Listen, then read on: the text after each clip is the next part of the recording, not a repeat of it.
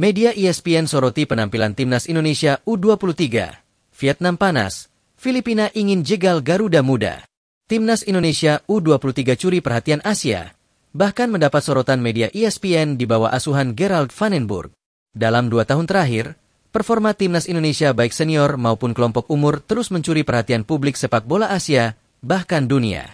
Khusus di level Timnas U23, perjalanan impresif Garuda Muda menjadi titik terang kebangkitan sepak bola nasional yang selama ini tertinggal. Datangnya pelatih legendaris asal Belanda, Gerald Vandenburg menjadi angin segar dalam pembentukan generasi baru Timnas. Bersama asistennya seperti Simon Tahamata dan tim pelatih profesional lainnya, Vandenburg mulai membangun kerangka utama Timnas Indonesia U23 yang diproyeksikan bersaing di level Asia. Menariknya, Vandenburg menerapkan filosofi total football yang menekankan passing pendek, pergerakan kolektif, dan dominasi bola, sesuatu yang kini menjadi ciri khas permainan Garuda Muda. Meski menang atas Brunei dengan skor telak 8-0 di laga pembuka AFF U23 2025, sorotan media terhadap Indonesia tetap luar biasa. ESPN misalnya, menyoroti gaya main atraktif Garuda Muda di bawah asuhan Vandenburg. Bahkan media Vietnam seperti Soha, yang sebelumnya meremehkan, kini menganggap Timnas Indonesia sebagai ancaman nyata di kawasan ASEAN. Vietnam panas, Filipina disuruh jegal Garuda Muda. Tak hanya itu, narasi di media Vietnam menyeratkan harapan agar Filipina bisa menjegal Indonesia dengan cara apapun, bahkan jika harus main kotor. Ini mencerminkan meningkatnya tekanan terhadap keberhasilan Timnas Indonesia yang kian mencolok.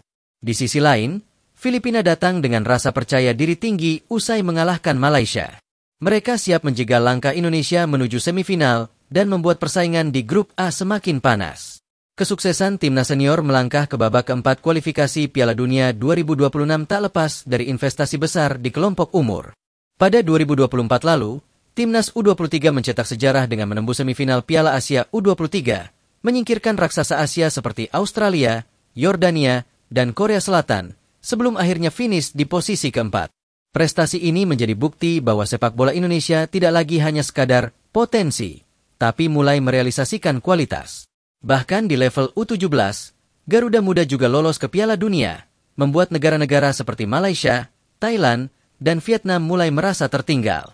Menariknya, untuk Piala AFF U23 kali ini, Vandenburg lebih memilih memberi panggung kepada pemain lokal Liga 1 dibandingkan menarik pemain diaspora atau senior. Ini menandakan fokus utama Vandenburg bukan semata mengejar gelar, tetapi membangun fondasi. Setelah turnamen ini, evaluasi akan dilakukan. Pemain diaspora seperti Welber Jardim, Dion Marks, Mauro Zijelstra, dan lainnya disiapkan untuk bergabung dalam fase berikutnya, yakni di kualifikasi Piala Asia U23. Tentu, ekspektasi yang tinggi bisa menjadi pedang bermata dua. Karena itu, penting bagi skuad muda Indonesia untuk tidak cepat puas, apalagi hanya karena menang atas Brunei. Piala AFF U23 hanyalah langkah awal dari misi yang jauh lebih besar. Lolos ke Piala Asia U23 dan mengulang pencapaian 4 besar seperti edisi sebelumnya. Juara bukan segalanya. Yang terpenting sekarang adalah membenahi mentalitas, teknik dasar, dan kedisiplinan taktik. Bila fondasi ini kokoh, maka gelar dan prestasi akan datang dengan sendirinya, bukan hanya di Asia Tenggara, tapi juga di level Asia bahkan dunia. Perjalanan Timnas Indonesia U23 Indonesia masih panjang, dan ujian yang lebih berat sudah menanti. Namun dari turnamen inilah, proses pembuktian dimulai. Di bawah arahan Gerald Vandenburg, generasi baru ini diharapkan tak hanya menjadi sensasi sesaat, tapi fondasi kokoh untuk Timnas Senior di masa depan. Kini saatnya publik sepak bola Indonesia memberi dukungan penuh dan menjaga ekspektasi tetap proporsional, karena masa depan Garuda Muda sedang dipahat hari ini. Terima kasih sudah nonton. Update terus berita-berita terbaru di Buat Makan TV. Sampai jumpa.